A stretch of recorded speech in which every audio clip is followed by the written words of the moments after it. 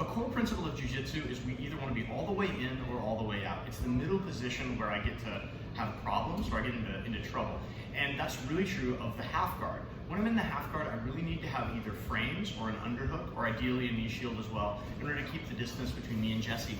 So if I'm in the half guard, I have my leg hooking his leg, my toes pointed down, and I have my knee either in front of his hip or all the way across for a true knee shield, and I have my arms in for frames. Now if Jesse were to try to smash me and grab my head, right, I've got him. And so this is the same is true if I'm able to get the underhook, right? Like he can't smash me as effectively, I can start working out to his back.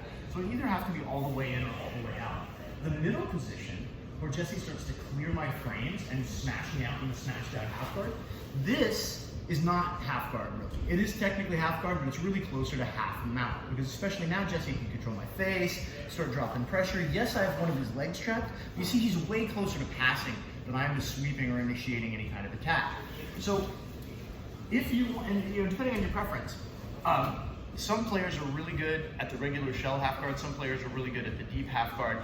Ideally, you'll be good at both, because if they can clear your frames and you can't be all the way out, you really need to be all the way in. So I'm going to show one of my favorite entries to the deep half guard when my buddy starts to clear my frames. So if I have this knee in front of his hip, right, Jesse can't move forward, right? And if I have my hands in tight, it's very difficult for him to control my face. I get in trouble when I start to reach, because now he can pummel in and start to exactly defeat my frames. So I want to stay at home here. Let's say he does a good job of dismantling my structure and he uses his elbow to clear this. And I see, oh wow, I'm in that middle position, I'm about to get smashed. I'm gonna go palm up with this hand and underhook under his knee. And now the most important thing is my hand isn't gonna move his whole body. My knees are gonna pinch together and clamp on his hip.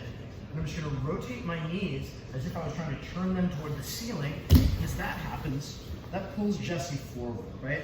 This is useful because Jesse wants to go forward anyway to smash me, so he's already on his way forward. A lot of different grips we can use for the deep half guard. My personal favorite is what we call a split grip, where my hand comes to this hip and I hide my other hand here. There's lots of other things that you can do, and we're gonna get into that over the course of the year in the videos where we play with the lapels and stuff. But for the most part, I wanna make sure I control his hip, and I wanna make sure I hide this arm. It's not the end of the world if I don't hide this arm, but I wanna hide it because Jesse can start grabbing it and putting me into underhook situations or go for kimuras, things like that, and it just gets me into trouble. So if I hide this hand, it's gonna be hard for him to deal with me. You see Jesse's able to put his foot on the mat here. We don't want that. So what I wanna do is either, if I'm a long-legged guy, which I'm not, I can extend him out easier.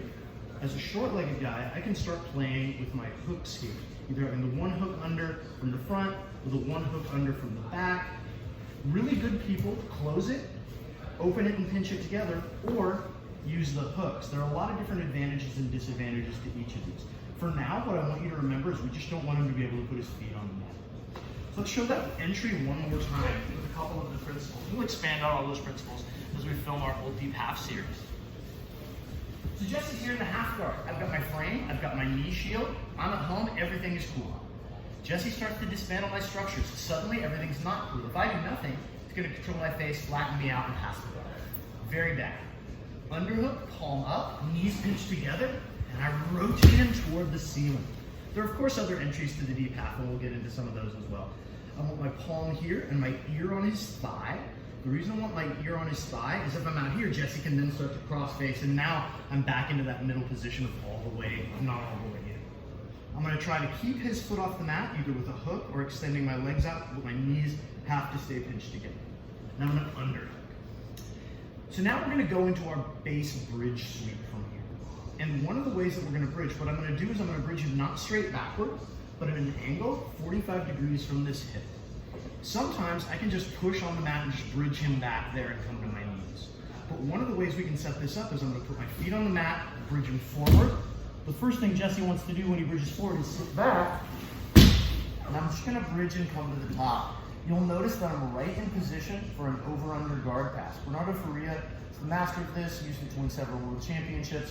Very simple but super powerful sweep that allows me to sweep right to a passing position.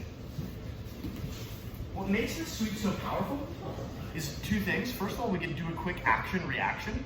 Where we bridge him forward, he thinks he wants to sit backward, and as he sits backward, we just sit him into this hip right here. So all we're doing is a quick bridge. Second reason that this is really useful is it uses a fundamental jiu-jitsu movement of us turning our pelvis down to get on top. If my pelvis is pointed to the ceiling, I'm on the bottom. If my pelvis is pointed to the mat, I'm on top. So one more time.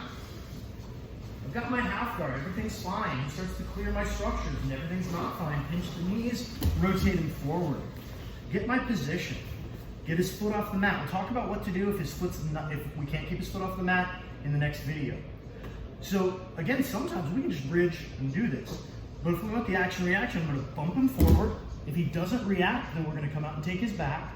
But if he does sit back, I just put 2 feet on the mat, bridge, and watch how I turn my pelvis down. Put my ear down on his hip, start to pass the heel. So that's our basic half guard entry to deep half and our basic bridge sweep from the deep half guard. There are a lot of variations on this that we'll show you over the course of the time that we're filming our deep half series.